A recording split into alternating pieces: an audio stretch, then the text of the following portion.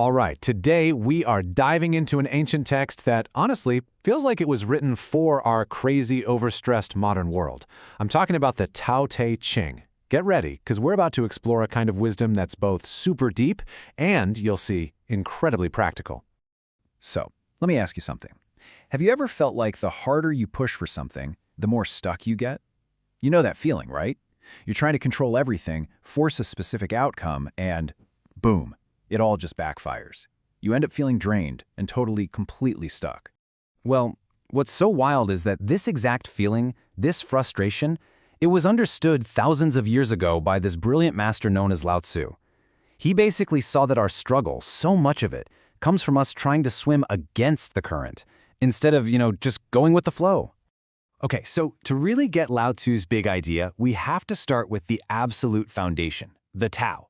And here's the first mind-bending lesson. We have to try and understand something that, by its very nature, you can't even put into words. This right here? This is literally the first line of the Tao Te Ching. And it's such a brilliant paradox. LaoTzu is basically saying, look, the Tao isn't some definition you can just look up in a dictionary. Nope. It's the underlying natural flow of the entire universe. The very second you try to slap a name on it, you've already missed the point. You've made it smaller than it is.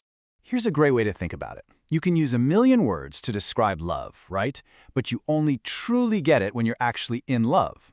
All those words, they're just signposts. They're not the destination itself. The Tao is just like that. So the Tao kind of has two sides to it. First, there's the unnamed. This is the silent, infinite potential of everything before it becomes a thing. It's like a totally blank canvas. Then you have the names. This is the world we see, touch, and name. The 10,000 things, as the text calls it. That's the moment you actually start painting. But here's the key. Both of them, the potential and the reality, come from the very same mysterious place. Okay, so if we can't just nail down the Tao with a simple definition, then how in the world are we supposed to understand it?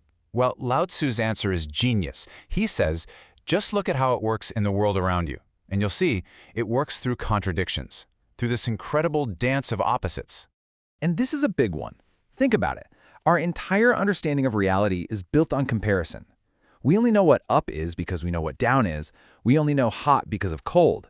These aren't like two separate forces at war with each other. They literally create one another. So when we all agree on what beautiful is, we automatically create the idea of ugly. And it just keeps going. The only reason we know what easy feels like is because we've experienced what's difficult. They complete each other. And it's the same thing with long and short. You can't have one without the other. Once you see this, you start to realize how our rigid judgments are kind of an illusion. So, what does a wise person do with this insight? They practice something called wu-wei, or non-action. Now, this does not mean being lazy and just sitting on the couch. Not at all. It's all about acting in harmony with that natural flow we've been talking about, without forcing things, without constantly struggling against the current.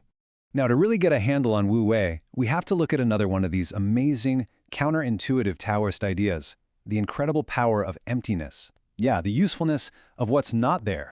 So let's get this straight, because it's a super common misunderstanding. Wu-wei is not doing nothing. It's better translated as effortless action. It's about using skill and timing to find the path of least resistance. You know, like a sailor who uses the wind to guide the boat instead of trying to row like mad against a storm. It's smarter, not harder. And the Tao Te Ching gives these perfect, concrete examples to help us see it. Think about a wheel. We see the 30 spokes, right? But what makes the wheel useful? It's the empty space in the hub. Or a clay bowl. We shape the clay, but its purpose, its ability to hold stuff, comes from the emptiness inside. Same with a room. We build the walls and the roof, but it's the empty space inside that makes it livable. So the big takeaway here is this.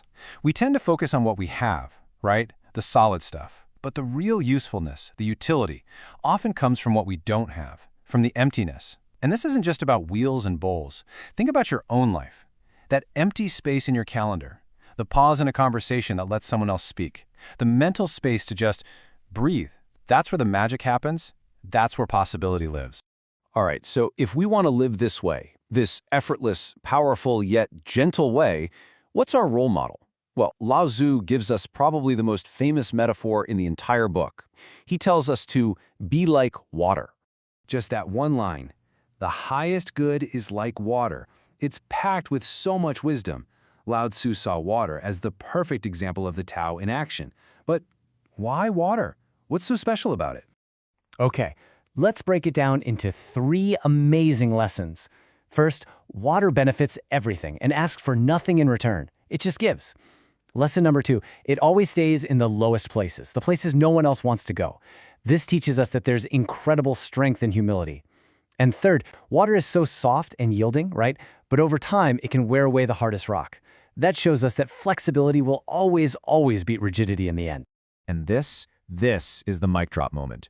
Because water doesn't fight, because it doesn't contend, nothing in the world can contend with it. It doesn't meet force with force. It just flows around obstacles, it adapts, it finds a new path.